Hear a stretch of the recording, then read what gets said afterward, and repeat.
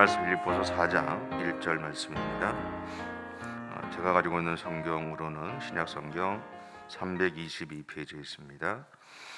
빌립보서 4장 1절 말씀입니다.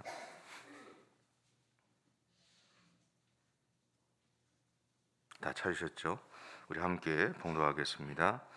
그러므로 나의 사랑하고 사모하는 형제들, 나의 기쁨이요 면류관인 사랑하는 자들아, 이와 같이 주 안에 서라. 아멘.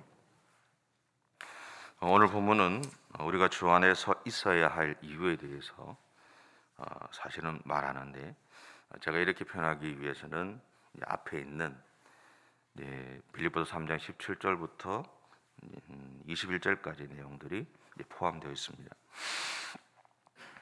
사실은 제가 이 4장 1절만 가지고는 잘 모르겠더라고요.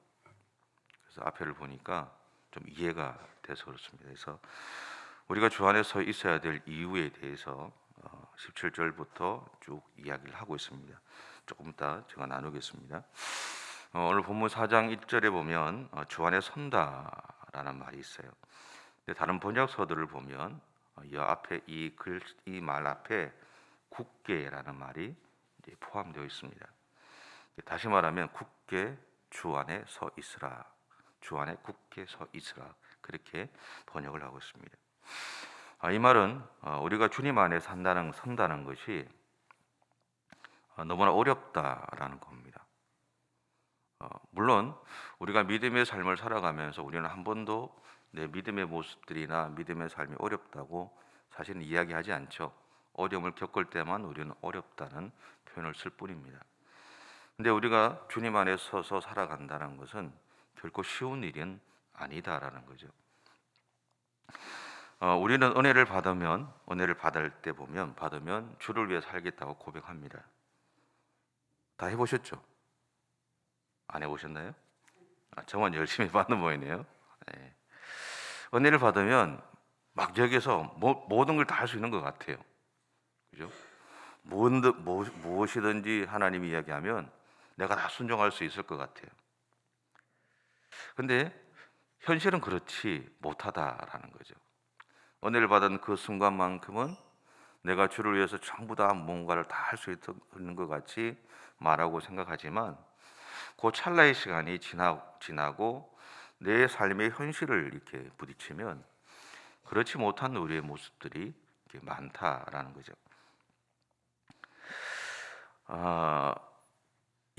그런데 이 고백이 현실이 되려면 은혜 받은 이후부터 계속해서 내 마음과의 싸움들을 싸워야 한다라는 거죠.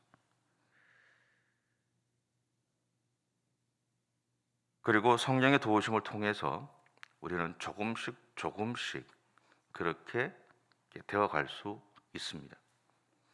그런 내 마음과의 싸움을 통해서 우리는 하나님의 마음에 순종하려는 결연한 어떤 결단들, 그런 마음들을 품게 되죠.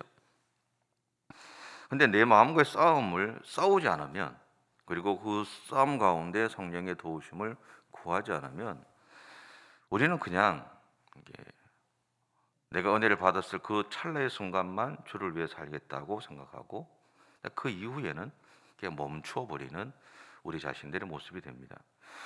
그래서 그 모습들이 사실은 우리를 위축되게 만들기도 하고요. 왜 나는 이것밖에 안 되지라는 어떤 그런 고민들을 하게 만들기도 합니다. 그럼에도 불구하고 여러분 중에는 이미 이렇게 살고 계신 분들도 있을 겁니다. 그리고 여전히 이렇게 살아가기 위해서 나 자신과의 이 싸움들을 치르고 계신 분들도 아마 계실 겁니다. 또 한면으로 보면 너무 힘들어서 아예 포기하고 있는 분들도 있을 수 있습니다. 그런데 지금 내가 어떤 모습에 있든지 상관없이 주님을 위해서 살아가기 위해서 노력하시느라 수고하셨습니다. 말씀을 준비하면서 저는 그런 마음이 들었어요. 하나님이 우리를 향해서 이 마음을 주시는구나. 내가 실패를 했든 내가 포기를 했든 계속 내가 싸우고 있든 내가 그런 삶을 살아가고 있든 그것과 상관없이 실패했을 때도 포기했을 때도 내가 하려고 최선을 다해서 하다 보는 했지만 내가 더 이상 감당할 수 없어서. 하나님은요, 결과를 보시는 분이 아닙니다. 여러분 꼭 기억하셔야 돼요. 하나님은 결과를 보시지 않아요. 그 결과는 하나님이 만드실 수 있어요. 하나님은 과정을 보시는 분입니다. 내가 하나님 앞에서 그렇게 살아가기 위해서 내 마음과의 싸움을 내가 포기하지 않고 살아가고 있느냐 하는 그 마음을 보신다는 거예요. 실패하면 어때요? 절망하다가 나중에는 하다 안 돼서 포기하면 어때요? 포기할 때도 있고요, 실패할 때도 있어요. 근데 또 하나 있어요. 내가 그렇게 살아갈 때도 있습니다. 늘 실패만 하진 않잖아요. 늘 포기만 하지도 않아요. 이길 때도 있습니다. 분명한 주님을 위해서 선전한 것은 결코 쉬운 일이 아니다라는 거죠. 그래서 예수님은 우리에게 돕는 분으로 성령 하나님을 보내주신 것입니다.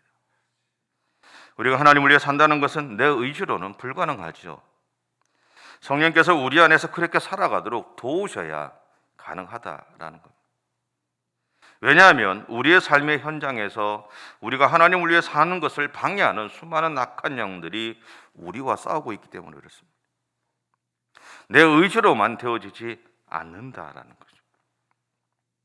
하나님의 도우심이 필요합니다. 그래서 바울은 우리에게는 이런 싸움에 대해서 에베소서 6장 12절에서 이렇게 고백합니다. 제가 읽어볼게요. 우리의 실험은 혈과 육을 상대하는 것이 아니요 통치자들과 권세들과 이 어둠의 세상 주관자들과 하늘에 있는 악의 영들을 상대함이라. 바로 이러한 이유로 우리에게 있는 싸움은 내가 혼자 감당하기 어렵습니다. 아니, 불가능하죠. 그래서 우리에게는 기도의 중보가 필요합니다. 곧 우리의 삶은 기도의 삼겹줄로 엮여져 있어야 된다라는 겁니다.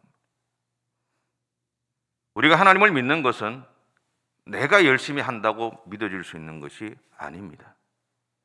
왜 하나님이 공동체를 만드셨을까요? 왜 하나님이 믿음의 공동체를 만드셨을까요? 나 혼자는 설 수 없다라는 겁니다. 사람을 사회적인 동물이라고 그러잖아요. 나 혼자는 존재할 수가 없거든요. 우리가 가는 믿음의 여정도 마찬가지입니다. 여러분 주변 옆에 있는 분들, 그분들과 기도의 삼겹줄을 묶으셔야 되는 거예요.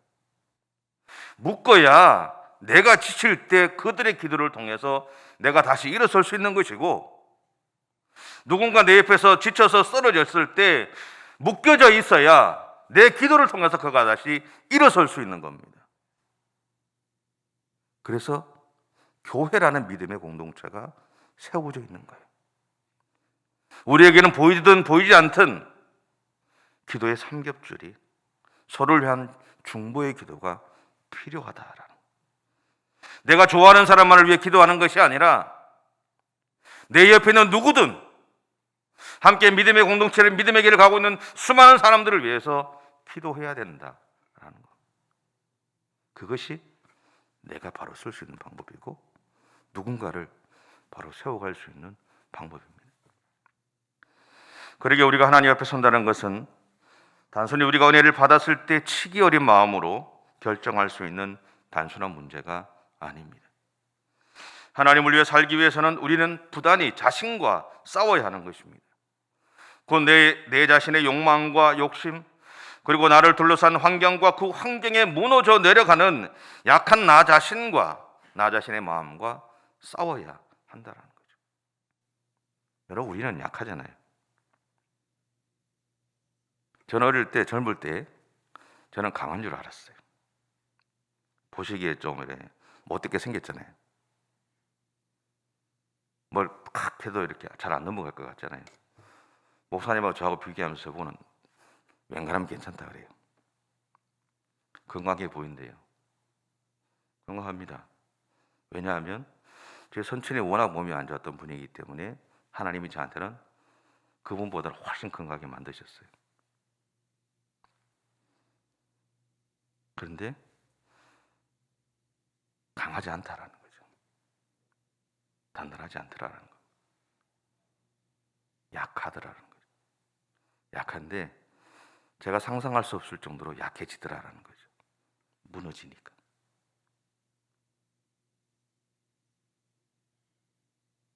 우리는 우리의 환경과 우리를 둘러싼 여러 가지 수많은 것들로 인해서 쉽게 무너질 수 있는 연약한 존재입니다. 그래서 우리에게는 믿음의 공동체가 있는 겁니다. 그 믿음의 공동체 안에서 중보의 삼겹줄이 묶여져야 된다는. 그렇게 쉽게 무너졌던 제가 설 수 있었던 이유는 한 가지예요. 얼마나 많은 사람들이 기도해 줬는지 몰라요. 다른 건 없어요. 여러분, 교회 다니는 것과 예수님의 제자가 되는 것은 다르죠. 예수님의 제자가 된다는 것은요, 자기와의 싸움을 감당해 가는 것이 전제되는 겁니다. 우리에게는 예수님을 따라가기로 결정함으로 겪어야 할 수많은 일들이 있기 때문에 그렇습니다. 성경에는 예수님이 쉽게 이야기하지만 한쪽 뺨을 때리면 반대편도 되라 그러잖아요. 되실 수 있으세요? 설정이 못 되겠어요. 한쪽 뺨 맞으면 훅 올라가죠. 이게 어떻게 이게 돼요? 이게. 그럼에도 불구하고 그렇게 살아가려고, 그런 마음을 품으려고, 사랑하는 마음을 품으려고, 용서하는 마음을 품으려고 내 자신과 싸우는 겁니다. 그래서 교회 다니는 것은 쉽지만 제대로 믿는 것은 어려운 겁니다. 빌립보서 3장 17절부터 19절에 이렇게 말씀하고 있습니다. 같이 한번 읽어볼까요? 시작. 형제들아, 너희는 함께 나를 본받으라. 그리고 너희가 우리를 본받은 것처럼 그와 같이 행하는 자들을 눈여겨보라. 내가 여러 번 너희에게 말하였거니와 이제도 눈물을 흘리며 말하노니 여러 사람들이 그리스도의 십자가의 원수로 행하느니라. 그들의 마침은 멸망이요 그들의 신은 배요 그 영광은 그들의 부끄러움에 있고 땅의 일을 생각하는 자라. 아멘. 우리는 하나님을 생각하며 살아가지만 어느 순간 갑자기 하나님을 생각하지 못하고 살아갈 때도 있습니다. 우리는 항상 두 가지 마음이 있어요. 내가 소위 말하는 은혜가 있을 때는 하나님을 생각하고 살아갑니다. 근데 내 안에 어느 순간 갑자기 은혜가 사라졌을 때, 내가 기대하는 은혜가 사라졌을 때 우리는 극히 인간적인 시각으로 행동하고 판단을 해요. 여러분, 믿음의 삶을 살아갈 때 여러분 주변에 정말 믿음이 좋은 사람인데 어느 순간 인간적인 생각을 하고 판단을 하면 그를 위해 기도해 주십시오. 기도해야 될 때이죠. 그의 안에 하나님의 만지심이 약해져 있다라는 겁니다. 그래서 그것밖에 안 보이는 거예요. 20절부터 21절을 다시 한번 또 읽겠습니다. 그러나 우리의 시민권은 하늘에 있는지라 거기로부터 구원하는 자 곧 주 예수 그리스도를 기다리노니 그런 만물을 자기에게 복종하게 하실 수 있는 자의 역사로 우리의 낮은 몸을 자기 영광의 몸의 형체와 같이 변하게 하시리라. 여러분, 이 말씀이 우리가 주 안에 있어야 할 이유입니다. 우리가 주 안에 있다는 것은 내 능력으로 되어서는 아니고 되는 것이 아니라 전적인 하나님의 은혜이죠. 우리는 세상에서 살아가지만 세상에 속한 사람은 아닙니다. 우리는 하나님에게 속한 하나님의 백성이기 때문에 그렇습니다. 그래서 지금 이 땅에서 살아가는 모든 순간에도 우리는 하나님이 우리의 삶을 다스리시는 그 은혜 가운데 살아가고 있는 겁니다. 그러나 이것이 우리를 현재의 삶을 무시하고 미래만 바라보며 살라는 말은 아닙니다.